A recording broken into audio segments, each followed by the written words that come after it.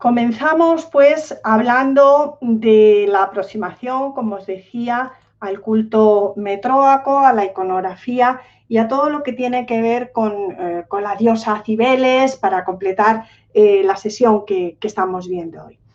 El origen de este culto hay que buscarlo en Asia, concretamente en Pesinunte, es este punto que os he señalado aquí, la actual Balishar en Turquía, junto a uno de los ríos que tiene que ver con el mito de este culto, que es el río Gallo o Sangario, al pie también de un monte sagrado, el monte Agdo. Digo todo esto porque como en estos otros cultos que comentábamos a lo largo de la tarde, estamos hablando de un culto de la naturaleza, un culto de la fecundidad. En este caso, los orígenes de este culto son oscuros, pero todo parece indicar, bueno, aquí tenéis una visión general de lo que es el yacimiento de Pesinus o Pesinunte, donde estaba el centro más importante de la diosa, y como digo, todo parece indicar que fuera un culto asociado a la naturaleza, asociado a la regeneración, un culto que se materializaba en santuarios naturales, en un principio sin templos, entendiendo que las montañas y que los ríos, todos estos parajes sacros, eran la morada de los dioses. Desde luego, el origen de esos cultos parece que voy a ocultar esto, parece que lo aceptan todos los especialistas. El origen de estos cultos está en relación con la diosa madre, con esa divinidad femenina, fecunda de la tierra, que fuera adorada en Anatolia desde el Neolítico. Tenéis una representación de una diosa madre de Çatalhöyük del sexto milenio antes de Cristo. Pero los antecedentes directos del culto de Cybele es la diosa frigia Cubaba, también una diosa asociada a la naturaleza salvaje, a la fertilidad, una diosa de las bestias, una reina de las montañas, es decir, un poco una perfecta encarnación de todo este mundo que os hablo. En Pesinunte, en este santuario nacional que citaba hace un momento, se celebraban las fiestas en honor de esta diosa y allí se llamaban las Atideia, donde se revivía la muerte y la pasión de forma dramatizada, por supuesto, como en otras religiones mistéricas, de Atis, en el marco de un ambiente pues, de gran excitación, manifestaciones orgiásticas, muchísimo ruido, presencia de música, instrumentos musicales, como en otros casos. Y la llamada piedra negra, esa piedra negra que luego es transportada a Roma, como veremos, constituía una teofanía lítica, es decir, la manifestación, la encarnación permanente de la divinidad que se veneraba en este santuario. Evidentemente este culto se expande por Frigia y las primeras imágenes que tenemos, como esta, pues nos muestran a una diosa dentro de un naisco, dentro de un templo, con un atavío festivo, un atavío de gala y coronada por una alta corona similar a la que llevan otras diosas mediterráneas. Aquí tenéis otra ya del siglo VI, en este caso de Boğazköy. Y en el Egeo los antecedentes más directos los tenemos que buscar en las imágenes de la Potnia Ceron.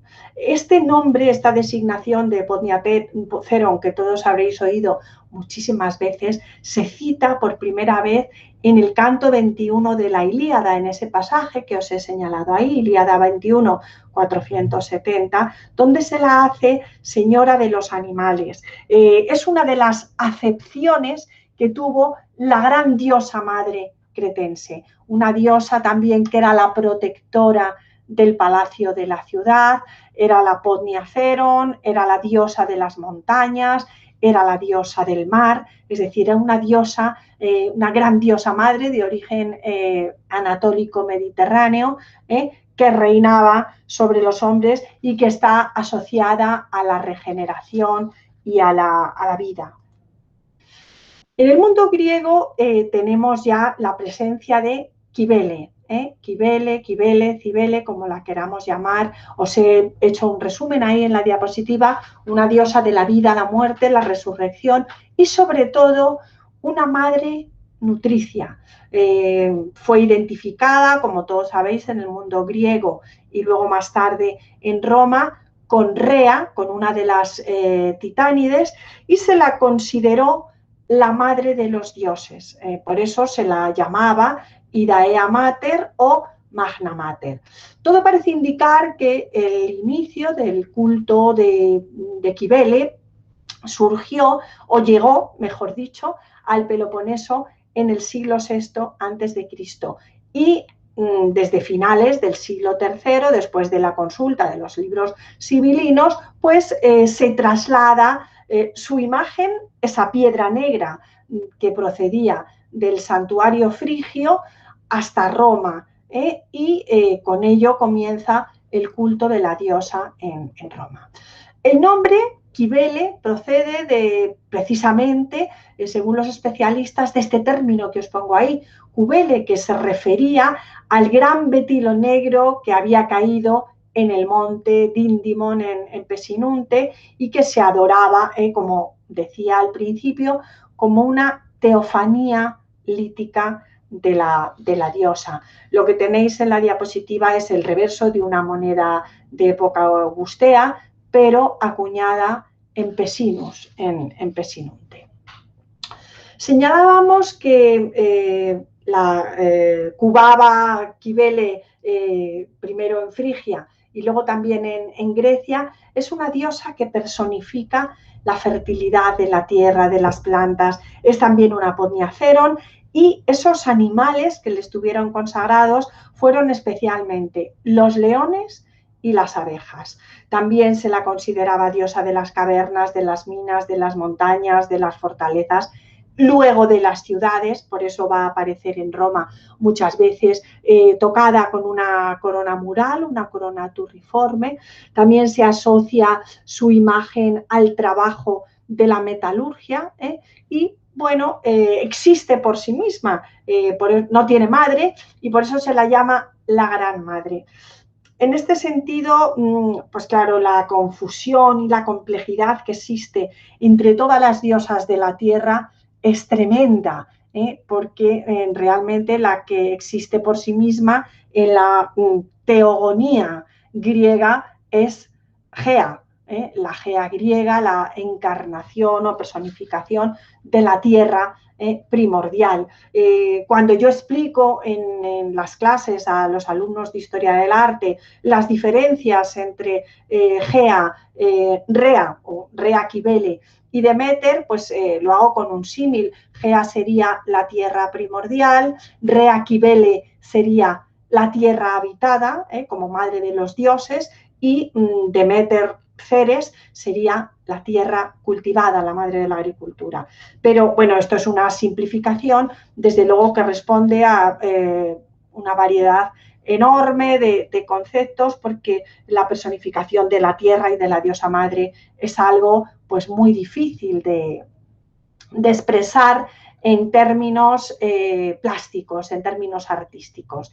La iconografía de la Cibele griega es, pues, en grosso modo la que estáis viendo en la diapositiva. Una gran diosa madre entronizada, que suele estar coronada con esta corona cilíndrica, el polos, que también lleva Demeter, por ejemplo, que lleva otras grandes diosas, como puede ser la mismísima Hera, esposa de Zeus.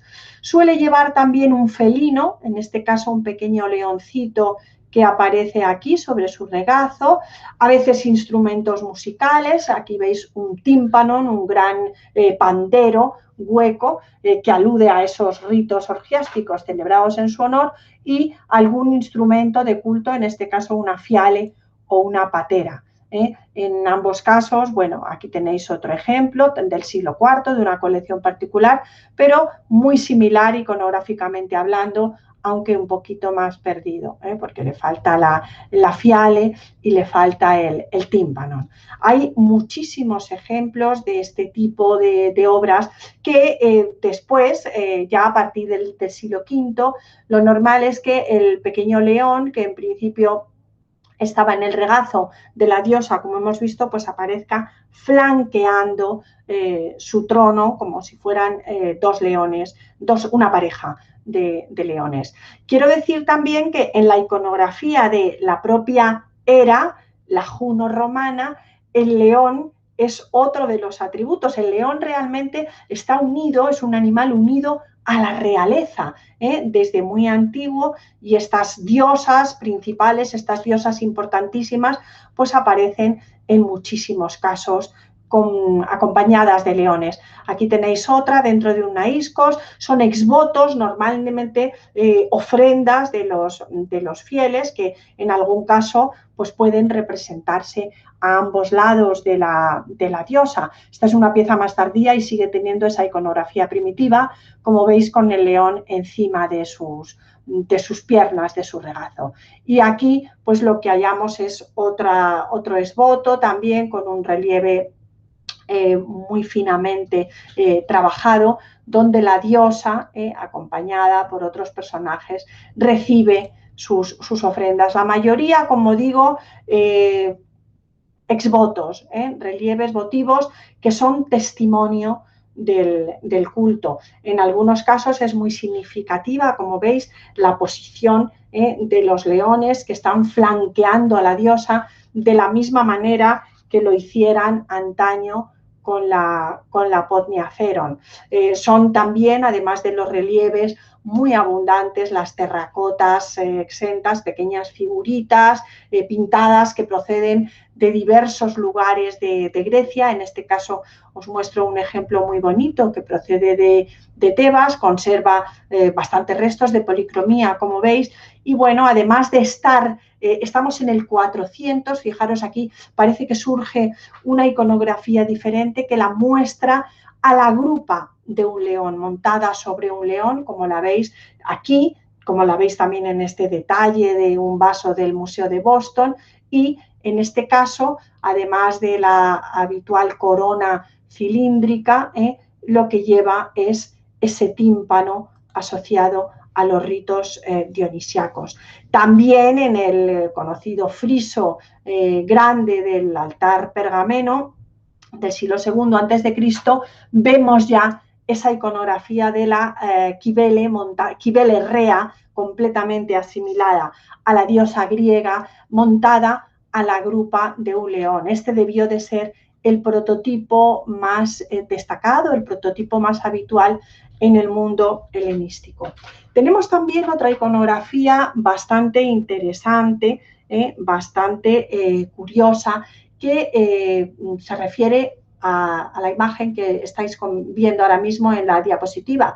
Se conoce como, bueno, pues una Cibeles con un tetractis. Este divino tetractis era un símbolo de la armonía del universo. Veis que debajo del gitón lleva pues una especie de delantal triangular en el que se representan una serie de montículos, se disponen 10 montículos o 10 imágenes asociadas a la perfección, a la divinidad, dispuestos en filas, abajo uno, a continuación una fila de 2, una fila de 3 y finalmente una fila de 4. Era un símbolo divino asociado a los pitagóricos y a, como decía al principio, a esa armonía del universo. Además, la vemos flanqueada por los consabidos leones y tocada con esa tiara alta.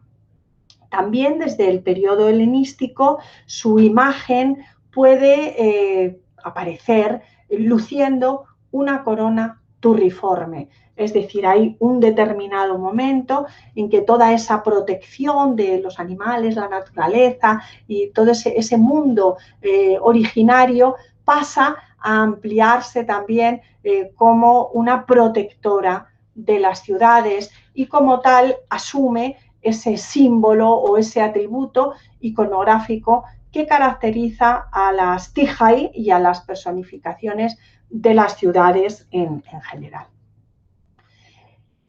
Como sabéis, durante la Segunda Guerra Púnica, pues Aníbal puso en bastantes apuros a Roma. Los romanos consultaron entonces los libros sibilinos y la recomendación fue ni más ni menos que traer a la diosa Cibeles desde Pesinunte, construir un templo en su honor y de esa manera se alejaría, desaparecería el peligro púnico. Lo cierto, después de este viaje, este trayecto por el mar desde Asia, desde Anatolia, pasando por todo el Mediterráneo, atravesando Sicilia hasta Roma, pues lo cierto es que 3 años más tarde Cartago fue derrotada y la extensión del culto de Cibeles fue enorme, particularmente entre los ciudadanos de origen oriental, pero no solamente en ellos, ¿no? Y al final de la presentación veremos un mapa para que os hagáis una idea de la extensión tremenda de ese culto metróaco en todo el imperio, no solamente en la ciudad de Roma. Tenemos algunos altares como un altar con inscripción, como veis, dedicado a la Madre de los Dioses por Claudia V, donde se narra una historia milagrosa, una sacerdotisa de la diosa que había sido acusada de violar su juramento de virginidad y ella pide a la diosa su protección, su ayuda y es capaz de arrastrar, como estáis viendo aquí en la imagen, la nave de la diosa que había quedado encallada por sí misma hasta el puerto de Ostia sin ayuda alguna, un poco una hazaña milagrosa de la diosa que de alguna manera podría equipararse al milagro que hace Vesta, la Hestia griega, con la vestal Tucha. Aquí tenéis un poco la inscripción dedicada a la Madre de los Dioses, la Salvadora, y realmente esta iconografía de la diosa montada en un barco, pues la hace también, no podíamos verlo de otro modo, como diosa del mar. Bueno, esta es la representación de un grabado ya muy, muy posterior, pero que evoca ese momento. En el puerto de Ostia, precisamente, han aparecido varias antefijas de terracota que servirían como decoración de diferentes lugares con representaciones precisamente de la Magna Mater montada sobre el barco. En este caso, pues tenemos del Piazzale delle Corporazioni y en este caso del campus que veremos a continuación de la Magna Mater. La verdad es que en el puerto de Ostia Antica, en la ciudad de Ostia Antica, el culto de la diosa fue muy importante. Fue además el primer lugar donde se permitió ese culto. Luego hablaremos de esto, porque por un lado Ostia Antica era un lugar muy poblado, un lugar de gran movimiento, un lugar cosmopolita, pero con una población de habitantes orientales muy, muy significativa. Entonces, pues bueno, aquí tendríamos el templo de Cibele, perdón, bueno, aquí en este lado, no sé si veis el cursor, los pórticos y bueno, todos los santuarios asociados a ellos. No lo he comentado, pero Cibeles recibió culto en todos los santuarios, es decir, que todos los santuarios ya en el mundo griego tenían un templo dedicado a la Madre de los Dioses, lo cual evoca un poco su jerarquía, su prioridad divina. Aquí tenéis la entrada, los restos arqueológicos que quedan hoy de la entrada a ese campo de la Magna Mater y desde luego de este lugar proceden muchísimas ofrendas votivas. En el Museo de Ostia Antica, precisamente, pues tenemos muchísimas de ellas que tienen relación, como veremos ahora alguna, por ejemplo esta, con el culto. Además, pues bueno, otra representación, otra iconografía muy característica con la que aparece la diosa en Roma, pues es la que muestra esta fuente de bronce que hoy se conserva en Nueva York, que se ha fechado en el siglo II de la era, donde aparece ya en un carro tirado por leones. Esta es una iconografía plenamente romana, que hace alusión probablemente a su culto y a la celebración de los ludi, de los festivales con sus fiestas, con sus pompae, llamados ludi megalensis, que tenían que ver en su honor.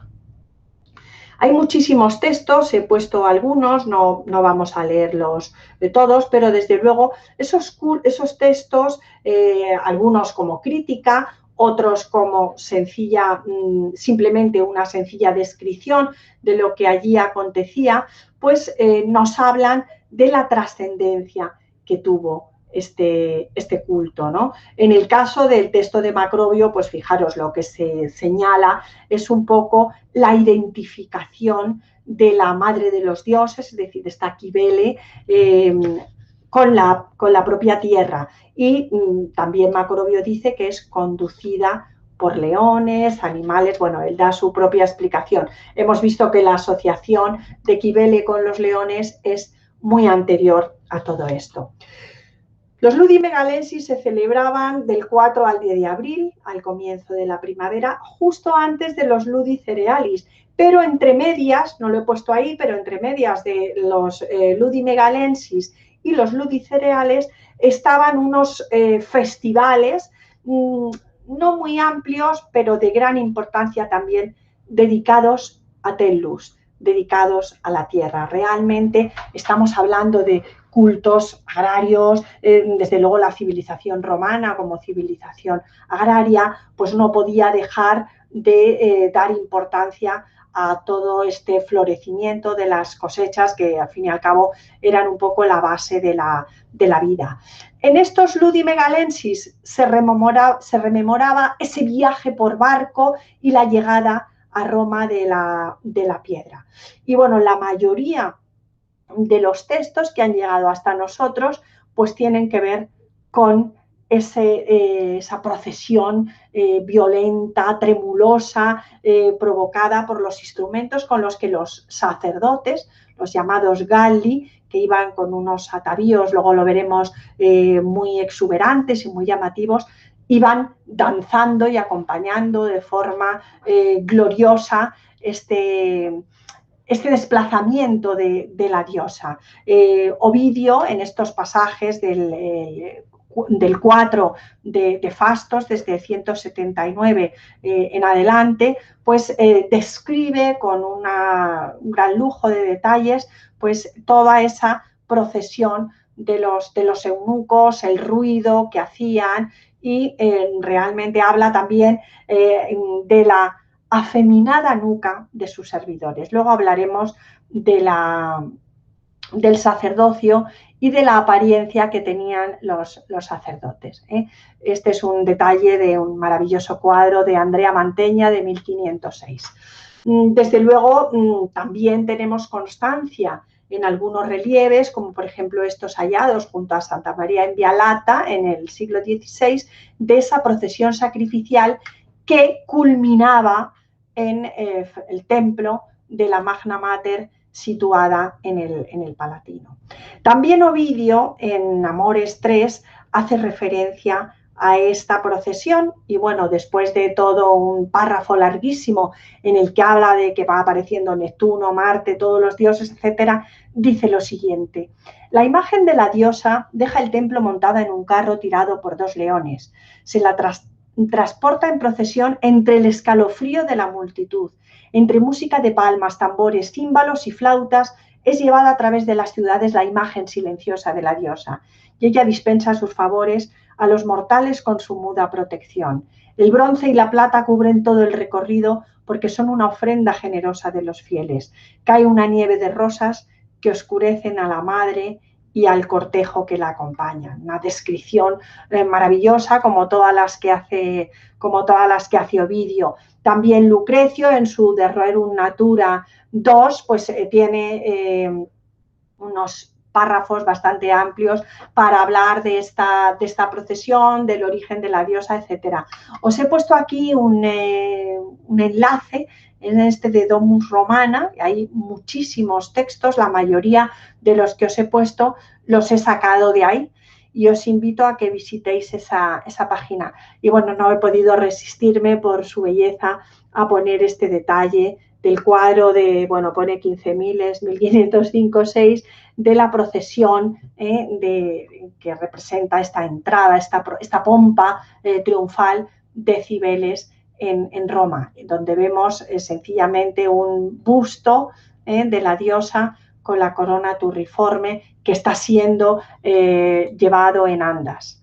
Las fiestas se plasman en numerosos soportes iconográficos, en este caso pues es una imagen que procede de Pompeya, un fresco de la taberna de los cuatro dioses.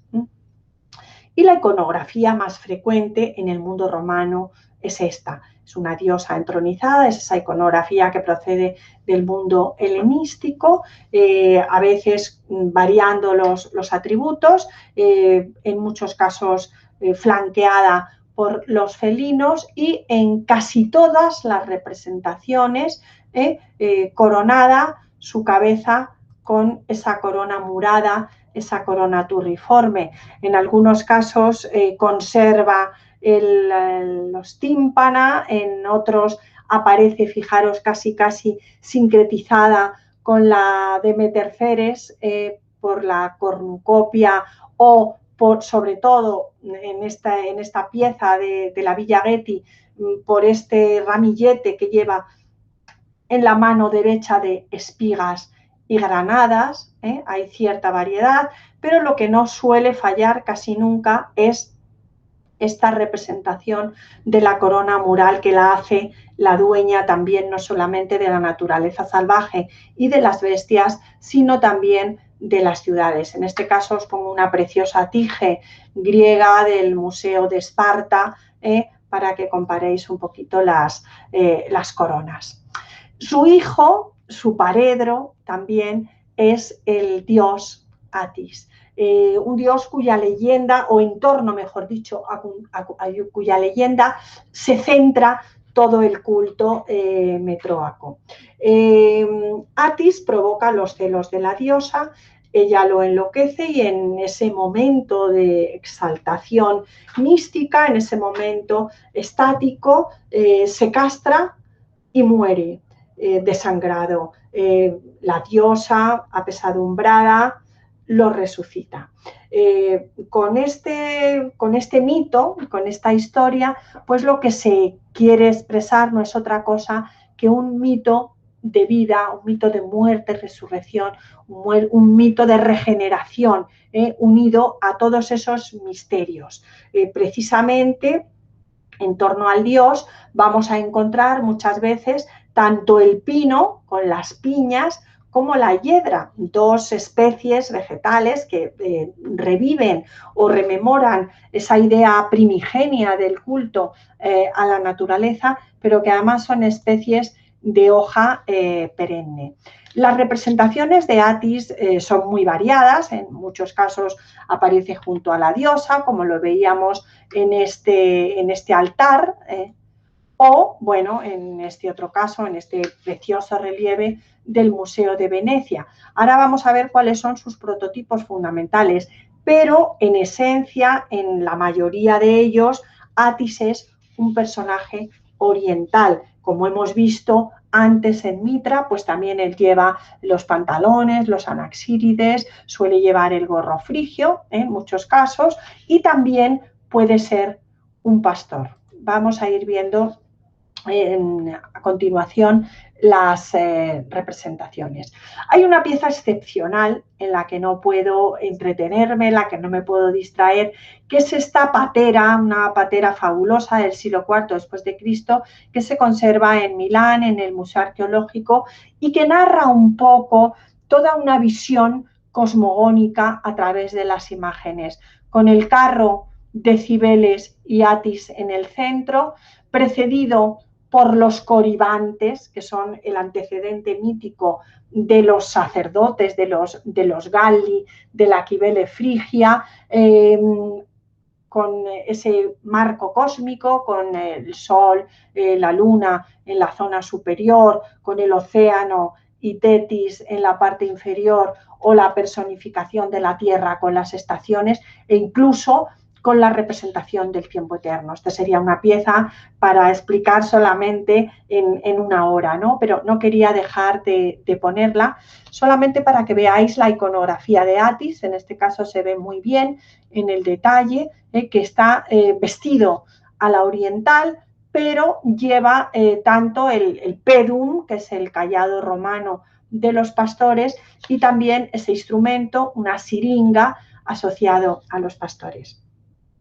Hay un texto muy bonito que es este poema de Catulo, donde habla un poco del aspecto de Atis. Solamente, fijaros, decir, ¿qué clase de aspecto hay que yo no haya tomado? Yo mujer, yo mozo, yo efebo, yo niño, yo del gimnasio he sido la flor y era entonces la gloria de la palestra, etcétera, etcétera, ¿no? Entonces, en este texto, que os invito a que luego lo leáis tranquilamente, lo que se ve es esa variedad, esa extraordinaria diversidad en la iconografía de Atis.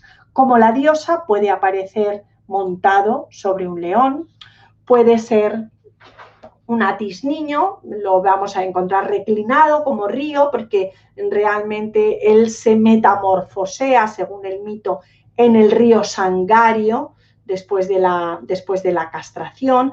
Lo encontramos como pastor, lo encontramos como un personaje funerario, y bueno, de mil maneras. Este es el prototipo característico de Atis niño, un infante regordete con vestiduras orientales que dejan en su movimiento, es como un bailarín que está haciendo una pirueta y que deja libre la zona del abdomen, y muchas veces pues portando instrumentos musicales, en este caso el tímpano o los crótalos, además del cayado de pastor. Tenemos muchísimas representaciones de este tipo, unas veces niño completamente, otras veces adolescente, como lo vemos en estas otras representaciones, que se expanden por todo el imperio. Muchas veces, como digo, en este caso ya es un Atis reclinado, que puede hacer alusión a esa metamorfosis en el río, pero sin olvidar la presencia de esos instrumentos que formaban parte del culto ruidoso. En el caso de esta conocidísima escultura de hostia antica, no hay duda alguna de que se trata de un Atis río, de una personificación asociada al río, o en este caso también, no se ve muy bien la foto, no tenía foto de mejor calidad, pero es un Atis recostado bajo el pino, que alude a la eviración, a la castración, fijaros cómo tiene la mano derecha sobre los testículos, y aparece también a esa regeneración a través del árbol, del pino, y a la música. En este, si se ve un poquito mejor, es exactamente lo mismo, la iconografía. Lo que pasa es que aquí hay dos, es decir, es el Atis que acaba de morir, evirado, con todo ese ámbito natural alrededor, la personificación del río como si fuera un mascarón, muy parecido al mascarón oceánico, como podéis ver, y otro Atis que aparece por detrás, quizás como alusión a la resurrección o a la regeneración. Esta sería otra, de una factura pues, más provinciana, lógicamente. Estos son los Atis pastores,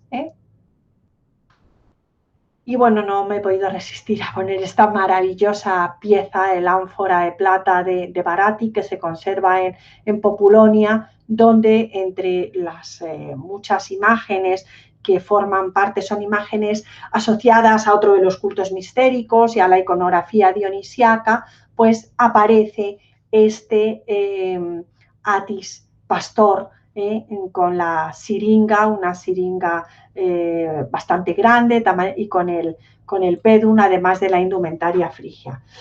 Y todos conoceréis también esta otra iconografía muy difundida, que es la que se refiere a los atis de tipo funerario y que sirvió para decorar infinidad de estelas y monumentos funerarios. El dios aparece ataviado a la oriental, como es costumbre, pero tiene ese gesto de melancolía, ese gesto pensativo, con el brazo llevado hasta la barbilla y las piernas cruzadas, esa posición de las piernas que es muy interesante. Antes la hemos visto también en las figuras de Cautes y Cautópates, y es una posición que suele llevar el propio Thanatos, es decir, la personificación de la muerte en el mundo griego.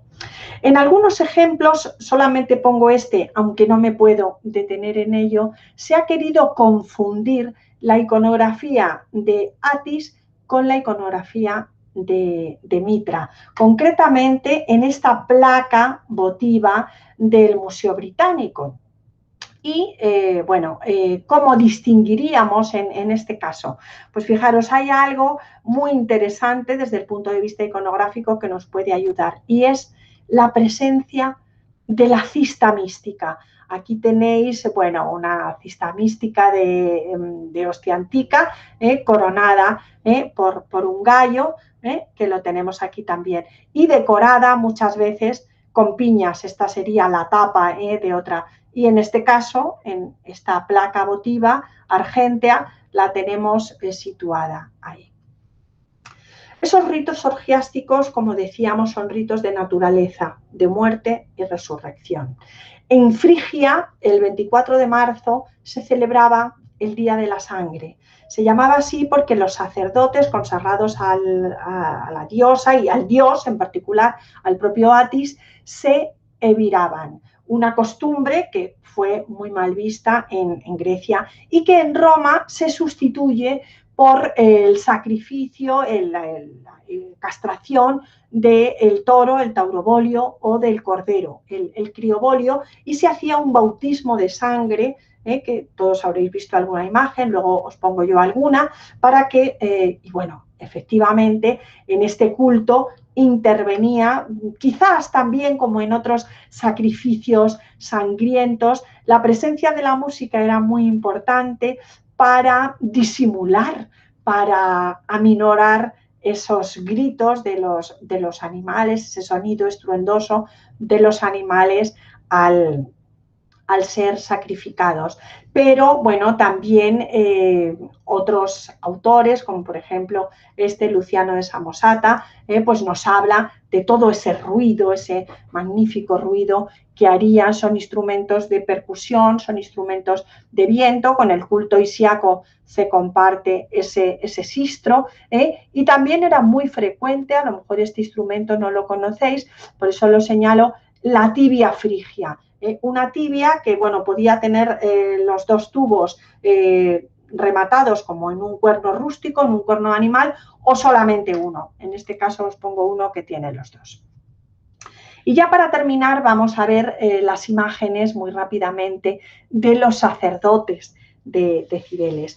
El culto, bueno, quería señalaros en un principio, ese culto en Asia era un culto muy sangriento, y cuando llega a Grecia, sobre todo, empieza a tratar de suavizarse. No es bien aceptado en el mundo romano, incluso pues el propio Domiciano lo tiene que prohibir en un momento determinado, aunque Claudio anteriormente había sido el que había instaurado, digamos, la celebración de estos cultos en Roma. Desde luego, el sacerdocio en el mundo romano estuvo muy, muy bien jerarquizado.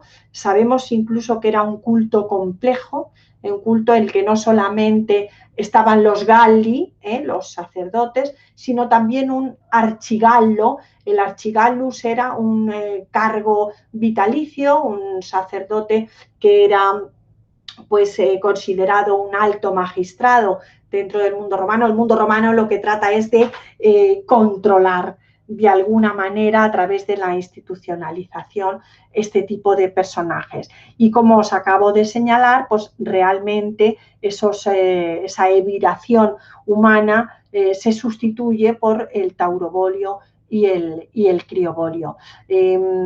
Los sacerdotes, tanto en Frigia como luego en el mundo romano, llevaban una indumentaria extraordinariamente llamativa, muy vistosa. En estos relieves, por ejemplo, pues nos muestran concretamente, pues aparte de esos instrumentos, la cista mística, el flagelo, los frutos y, bueno, toda una serie de elementos asociados a ese culto. Incluso fijaros aquí en el pectoral de este archigallo, en el pectoral de este archigallo lo que tenemos es una imagen de Atis niño, también parece que se lleva Atis niño o Atis funerario, porque parece que se lleva la mano a la barbilla.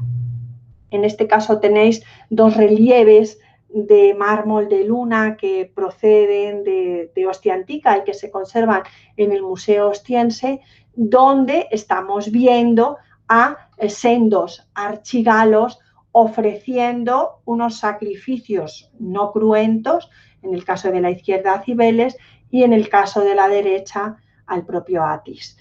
Sabemos incluso que las sacerdotisas, las galas, fueron aceptadas en este culto en los últimos tiempos. Aquí tenéis un relieve funerario de una de estas galas, de la Veria Felicia, donde aparece, pues bueno, un poco una inscripción en la que se identifica como la sacerdotisa máxima de la madre de los dioses, Matris Deum. Realmente también en el caso de las mujeres sacerdotisas de la diosa existió una jerarquía, lo que pasa que todo parece indicar que estuvieron relegadas a ciertas funciones, o sea, desde luego que no había una importancia, no llegaron a ostentar una importancia tan grande como la que pudieron tener los personajes femeninos, masculinos. Vamos a ver algunas imágenes de estos galli y de los archigalli,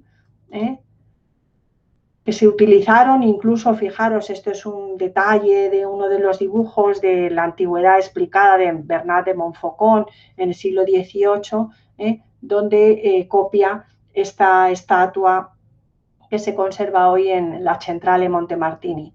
Esta imagen la habréis visto mil veces con el ritual del taurobolio y ese bautismo de sangre. Después de la castración del animal se metían los testículos en estos recipientes, en estos kernoi, que es una reminiscencia de ese culto frigio antiguo que en origen pues recibía los testículos humanos.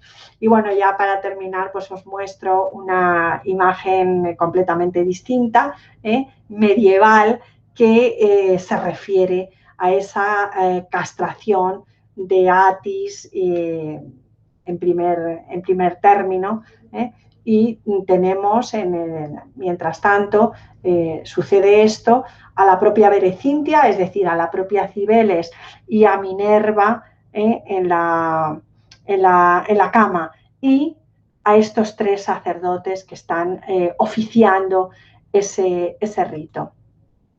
Hay muchos altares también conmemorativos de estos taurobolia y finalmente, como prometía, pues os muestro un mapa de localización de hallazgos asociados al culto metróaco en el marco del Imperio en el marco del Imperio Romano. Está basado en Vermaseren, que es el autor, digamos, padre de todos los estudios de este culto metróaco, y da un poco idea de esta amplitud, de esta magnificencia. Vemos que se siguió prolongando en toda la zona de Frigia, desde donde era originario, pero que llega a todos los extremos del imperio. Y con esto pues doy por finalizada la intervención. Vamos a dar paso ahora, si tenéis alguna pregunta,